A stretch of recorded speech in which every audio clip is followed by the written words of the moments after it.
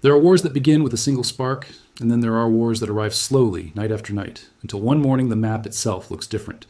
That is what has been happening in southern Iran through the middle of 2026. Bridges that connected cities for generations are gone. Rail lines that carried goods to and from the Strait of Hormuz have been cut. Power lines that lit up entire provinces have gone dark.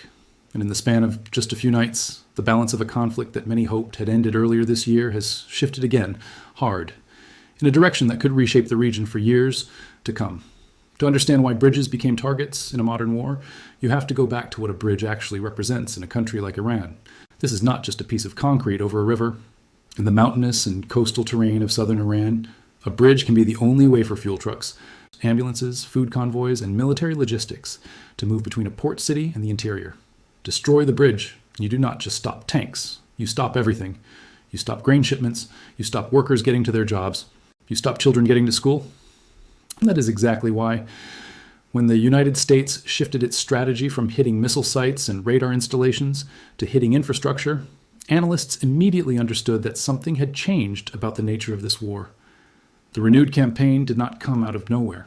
Tensions had been simmering for months after an earlier round of strikes in the spring, when American forces destroyed a partially built bridge near Karaj, north of Tehran, killing several civilians who had gathered in the area for a traditional outdoor holiday. That strike had already shown the world that the United States was willing to treat civil infrastructure as a legitimate military target, a position that drew sharp criticism from human rights observers who pointed to the Geneva Conventions and their protections for civilian objects during armed conflict. But that earlier strike was, in hindsight, a preview rather than the main event. The current escalation traces back to a maritime incident near the Strait of Hormuz, one of the most sensitive choke points in global trade. Iran targeted a vessel passing through the strait, an act that Washington treated as a direct provocation against freedom of navigation in waters, through which a significant share of the world's oil supply travels every single day.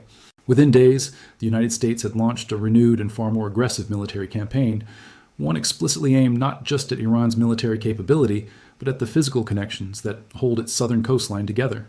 Over the course of about a week, American aircraft carried out consecutive nights of strikes across Iran's southern provinces. Night after night, the pattern repeated. Ports were hit, airports were hit, military facilities were hit. But increasingly, so were the ordinary arteries of civilian life: roads, bridges, rail junctions, and power infrastructure. In the city of Bandar Kamir, in Hormozgan province, two bridges known locally as the Kohuristan Bridge and the Jiro Bridge were struck and destroyed. Iranian state media reported that at least one person was killed and 8 others were injured in those attacks. In the same wave of strikes, the bridge linking Bandar Abbas, home to Iran's main naval hub and its largest commercial port, with the city of Shiraz, was also destroyed, severing a critical route between the coast and the interior. Additional missiles reportedly struck near the town of Sirik as well. By the 6th consecutive night of the campaign, the scale of the destruction had become impossible to downplay on either side. The United States Central Command confirmed it had again struck what it described as coastal surveillance and air defense sites. But on the ground, what people actually saw was different: a key bridge and a maritime control tower reduced to rubble. Iranian authorities said that at least 7 people were killed in that single night's strikes. Video footage circulating from the region showed the collapsed remains of bridges that had, only days earlier, been ordinary crossings used by commuters and truck drivers. The human cost climbed with every night. By the end of that first week of renewed strikes, Iranian health officials reported that 38 people had been killed and more than 400 wounded. Those are not small numbers, and they were not confined to soldiers or officials. Many of the areas being hit hardest, along Iran's southern coast, are among the country's poorest regions, and they are home to large populations of ethnic and religious minorities, communities that are culturally and economically distinct from the Persian majority cities like Tehran that usually dominate international coverage of Iran. In other words, the war's heaviest physical toll was landing on people who had the least connection to the decisions being made by leaders in Tehran or Washington, and the least capacity to absorb the economic shock of losing their roads, their power, and their livelihoods overnight. One of the most striking single events came when American strikes destroyed a maritime control tower in the Iranian port of Chabahar, on the Gulf of Oman, another crucial commercial gateway near the strait. A photograph showing the tower collapsing was shared publicly by the United States Secretary of Defense, a moment that underscored how visible and, in some ways, how deliberately publicized this campaign against Iranian infrastructure had become. This was not a quiet, background military operation. It was being narrated in near real time by officials on both sides, each side using the destruction as a form of signaling to the other. Iran did not stand still while its infrastructure was being dismantled. Rather than retaliating directly against the mainland United States, Tehran shifted its response toward American allies across the Gulf region, launching missiles and drones at bases and facilities in countries that host U military installations. Several Arab nations pushed back hard against these attacks, accusing Iran of turning their territory into a battlefield for a conflict that was not originally theirs. Kuwait, in particular, reported that Iranian strikes had repeatedly hit a power and water desalination plant, causing large fires and destabilizing the country's main electrical grid, along with damage to an oil facility. Flames and smoke over towns near Kuwait City became one of the visual symbols of just how far the conflict had spread beyond Iran's own borders. This back and forth, American strikes on Iranian infrastructure, Iranian strikes on American allies' infrastructure, created what several analysts described as a grim, almost mechanical rhythm to the war. It was captured plainly by a warning from the American president, who stated that the United States would destroy one bridge or power plant every time Iran targeted a ship transiting the Strait of Hormuz. It was a stark, almost transactional framing of modern warfare. A tanker for a tower, a missile for a bridge. Iranian officials responded in kind, telling their own state media that Iran would strike infrastructure and energy facilities across the region every time such American attacks occurred. Two nuclear-armed rivals, trading formulas for destruction, each daring the other to blink first. Why bridges, specifically? Military analysts who have studied the pattern of strikes point to something bigger than simple retaliation. The strikes on bridges, railway junctions, and power lines connecting Iran's coastal cities appear to follow a broader strategic logic, one aimed at isolating and potentially seizing effective control over the approaches to the Strait of Hormuz. If the roads and rail lines that connect Iran's interior to its southern coast are severed, Iranian forces lose the ability to quickly resupply, reposition, or reinforce along that coastline. It becomes far harder to move missile launchers, radar equipment, and troops to respond to further Western naval activity in the strait. In effect, destroying bridges is not just about punishing Iran economically. It is about physically isolating the very stretch of coastline that controls one of the most important shipping lanes on Earth. That strategic reading was reinforced by additional strikes on facilities tied to Iran's air defense and surveillance network. Just prior to the sixth night of strikes, American forces destroyed a surveillance tower belonging to the Islamic Revolutionary Guard Corps along Iran's southeastern coast. Combined with the destruction of the maritime control tower at Chabahar and the string of destroyed bridges near Bandar Abbas and Bandar Kamir. So a clear picture emerges, an effort to blind Iran's ability to monitor its own coastline while simultaneously cutting off its ability to move forces along it. Officials in Washington have suggested, in public statements, that destroying targets like missile launchers, radar stations, and now infrastructure could also be laying the groundwork for something larger. The recurring phrase used in briefings and analysis has been the possibility of a ground assault, a prospect that would have seemed almost unthinkable at the start of the year, but which, after a week of round-the-clock airstrikes, was being discussed openly by officials and commentators in both Washington and Tehran. The severing of roads to the Strait of Hormuz coast is, in that light, not only a punitive measure, but potentially a preparatory one, clearing the terrain of any capacity for a rapid Iranian counter-mobilization before any larger military move. Inside Iran, this string of escalations has reignited an old and painful debate. Moderate voices within the Iranian political establishment have grown more vocal in criticizing hardline calls for continued confrontation with the United States, arguing that diplomacy has become not just a preference, but something close to a patriotic necessity, given the mounting economic and human toll of renewed war. Even as the country's vice negotiators and parliamentary leadership have continued to publicly defend a strategy of diplomacy backed by military preparedness, the fighting itself has not stopped. The prospect of a wider regional war has continued to grow rather than recede. On the American side, the political temperature has been just as high. President Trump has attended dignified transfer ceremonies for fallen American service members, a solemn reminder that despite the framing of this campaign as a series of surgical infrastructure strikes, real military and civilian lives are being lost on multiple sides. At the same time, both governments have continued to trade threats publicly, each insisting that the other bears responsibility for the widening conflict. There is also a legal and humanitarian dimension to all of this that cannot be ignored. Under the 1949 Geneva Conventions and their additional protocols from 1977, deliberate attacks on civilian infrastructure and reprisals against such infrastructure are prohibited under international law. Bridges, power plants, and water facilities are generally treated as civilian objects, unless they are being actively used for a direct military purpose. The line between a legitimate military target, such as a bridge being actively used to move missile launchers, and a civilian lifeline, such as the same bridge being used the next morning by families driving to a hospital, is often blurred in real time. And it is precisely that blur that has made this stage of the conflict so controversial.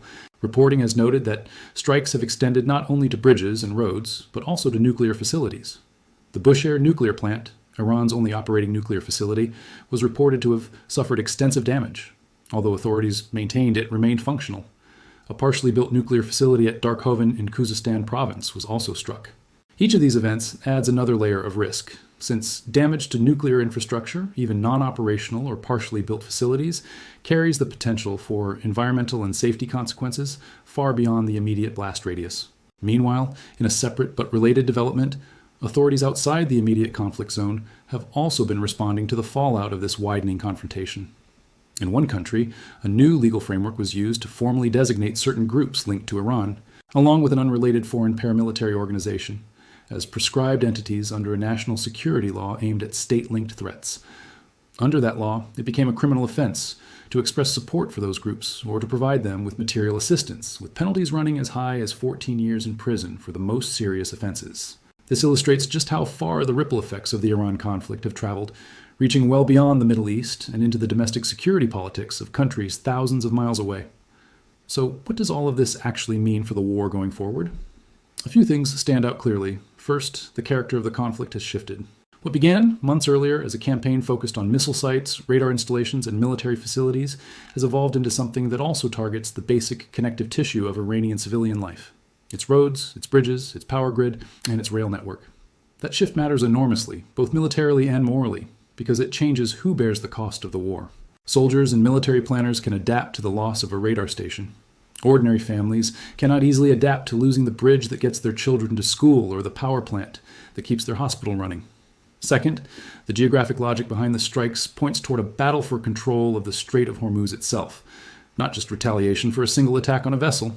By cutting off Iran's southern coastal cities from rapid reinforcement, the United States appears to be working toward a scenario in which it, rather than Tehran, effectively controls access to and passage through one of the most economically vital waterways on the planet. Whether that is achieved through sustained air campaigns alone, or eventually through some form of ground operation, remains an open and deeply consequential question, one that officials on both sides have started to discuss out loud rather than only in private briefings. Third, the human toll of this stage of the war is already severe and is very likely to grow. Tens of people killed and hundreds wounded within just the first week of the renewed campaign is a staggering rate of casualties, especially when concentrated among some of Iran's poorest and most marginalized communities. Every night of strikes adds to that toll, and every night of Iranian retaliation against Gulf neighbors adds still more, of spreading the human cost of this war across borders that had, until recently, remained largely outside the fighting. Fourth, the diplomatic path forward looks narrower than it has in months, even as moderate voices within Iran argue that talks are now a practical necessity given the scale of destruction.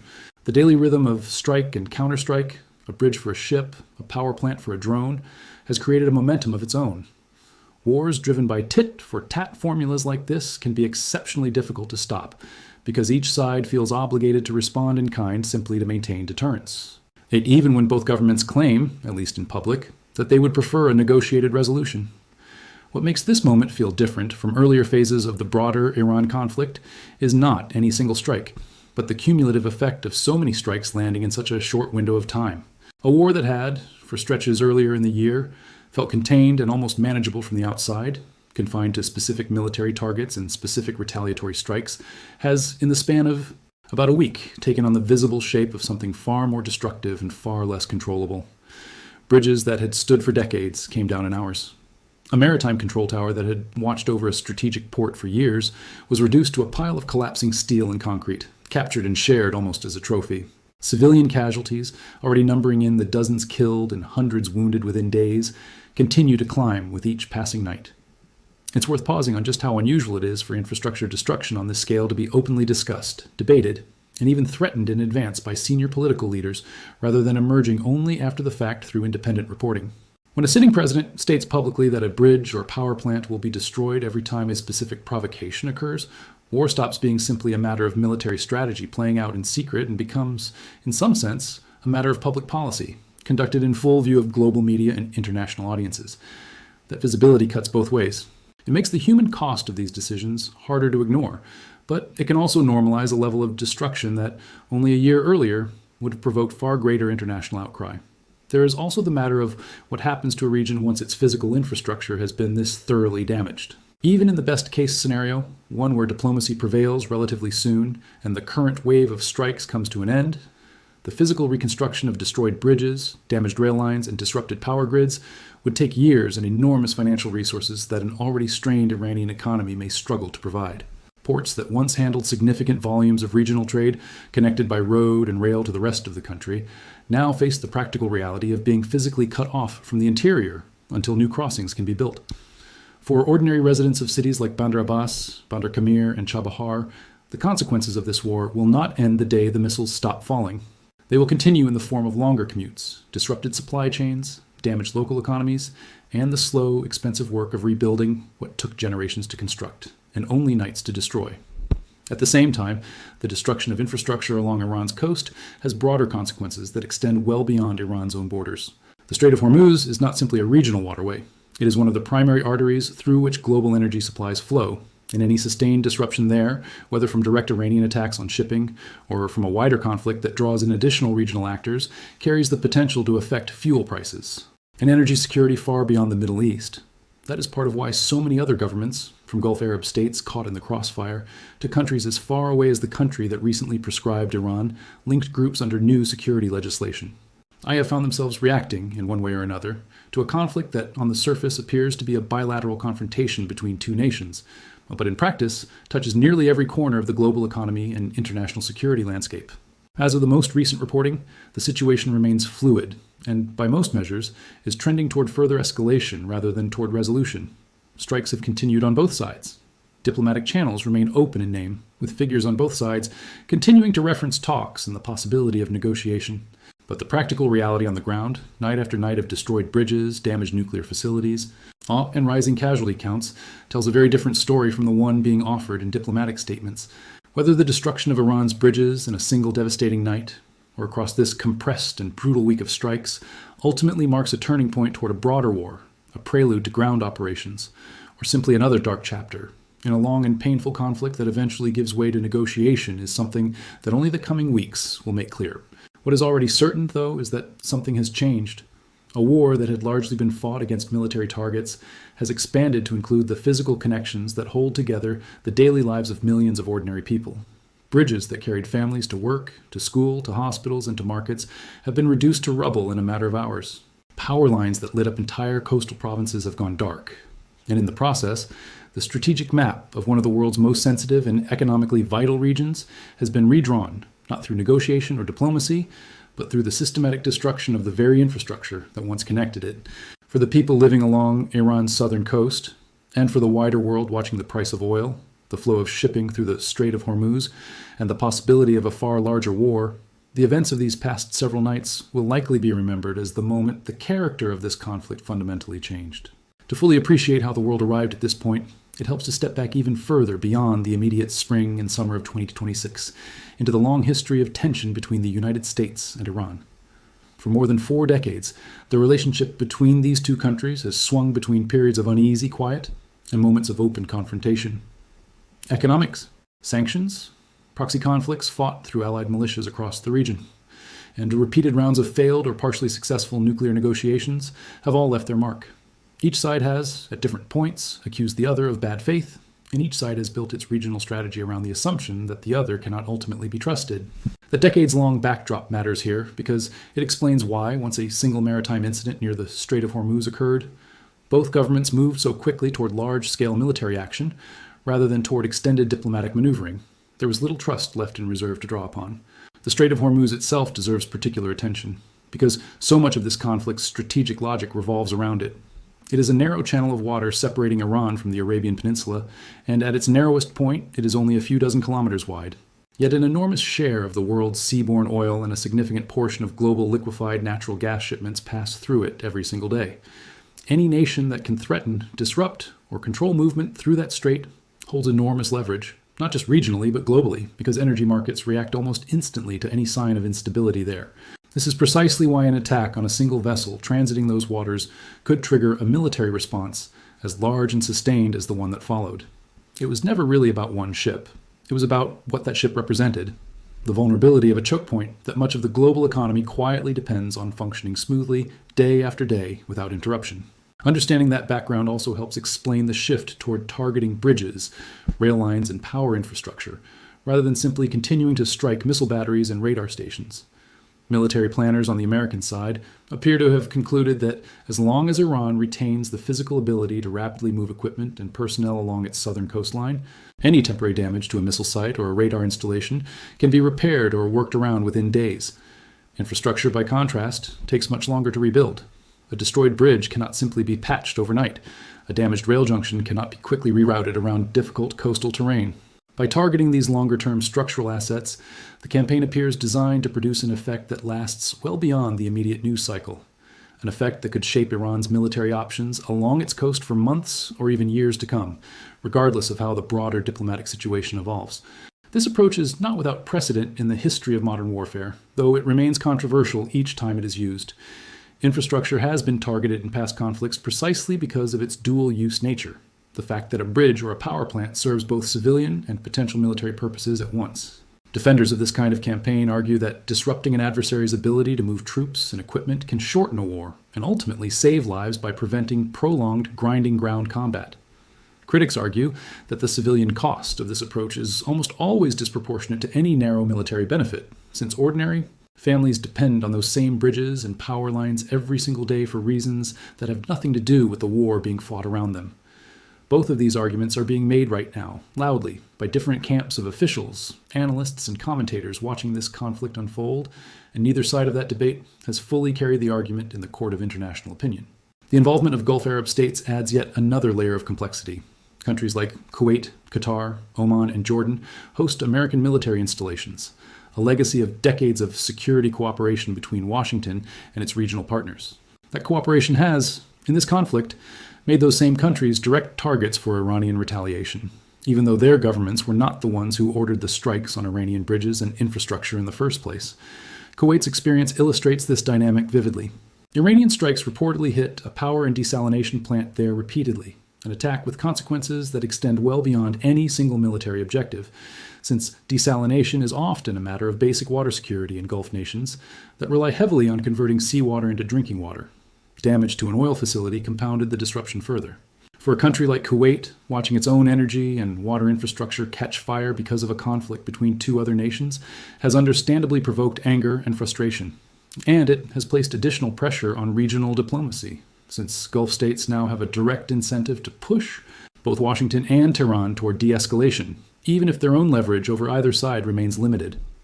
Qatar's position in this conflict has been particularly delicate, given its history of serving as a mediator and back-channel between the United States and Iran during past rounds of tension.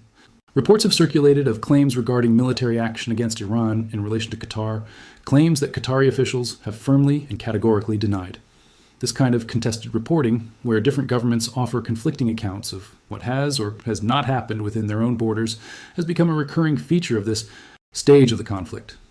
Information moves quickly, but verification often lags behind, and both Iranian and American state media have their own incentives to frame events in ways that serve their government's broader narrative. That makes careful, source-by-source verification more important than ever, even as the pace of daily strikes makes it tempting to simply repeat whatever claim appears first on social media. The nuclear dimension of this conflict cannot be set aside either, even though it has so far remained a secondary storyline compared to the dramatic imagery of collapsing bridges and control towers. Independent investigations have suggested that Iran's Bushehr nuclear plant, its only operating nuclear facility, sustained extensive damage during the broader campaign of strikes, although Iranian authorities have insisted that the plant remains functional. A partially constructed nuclear facility at Darkhoven in Khuzestan province was also targeted. Even when damage to nuclear infrastructure does not result in a release of radioactive material, the mere targeting of such facilities raises the stakes of any conflict considerably, both because of the potential for catastrophic accidents and because of the symbolic weight that nuclear facilities carry in any negotiation over Iran's broader nuclear ambitions. Any sustained damage to Bushehr, functional or not, is likely to become a point of significant contention in whatever diplomatic negotiations eventually follow this round of fighting, since it touches directly on decades of international concern over Iran's nuclear program. It is also worth considering how this conflict is being experienced differently depending on where someone is standing. For political and military leaders in Washington, the campaign against Iranian infrastructure is being framed as a calculated, almost surgical use of force designed to protect international shipping lanes and deter further Iranian aggression against commercial vessels. For political leaders in Tehran, the same campaign is being framed as an unprovoked assault on Iranian sovereignty and civilian life, one that justifies retaliation against American allies across the region. For the residents of Bandar Abbas, Bandar Kamir, Chabahar, and the many smaller towns caught in between, neither of those framings fully captures their daily experience, which is simply the loss of the roads they use to get to work, the bridges their children once walked across to school, and the electricity that once powered their homes and hospitals. War, viewed from a briefing room in a capital city, often looks very different from war viewed from the wreckage of a bridge that a family had crossed every day of their lives. There's also a quieter, longer-term question hovering over all of this, one that rarely gets asked in the middle of an active conflict, but that will eventually demand an answer. Who rebuilds all of this, and how? Iran's economy, already strained by years of sanctions, will face enormous costs in reconstructing bridges, rail lines, ports, and power infrastructure across its southern provinces. Precisely the kind of large-scale reconstruction that requires significant foreign investment, technical expertise, and, most importantly, a level of political stability that seems increasingly distant the longer this conflict continues. Some of that reconstruction burden may eventually fall on international institutions, or in countries willing to extend aid despite ongoing sanctions regimes. Some of it may simply not happen for years, leaving entire communities along Iran's southern coast effectively cut off from the rest of the country for an extended period, regardless of how the broader war concludes. For now, though, reconstruction remains a question for another day. The immediate reality is one of continued strikes, continued casualties, and continued uncertainty about whether this conflict is moving toward a negotiated settlement or toward something considerably larger and more destructive. Diplomats on both sides continue to reference the possibility of talks, even as their governments continue to trade the very attacks that make such talks harder to imagine succeeding. Analysts continue to debate whether the destruction of Iran's bridges represents a deliberate prelude to a ground invasion, or simply an attempt to extract concessions through sustained economic and infrastructural pressure without the far greater costs and risks that a ground campaign would bring.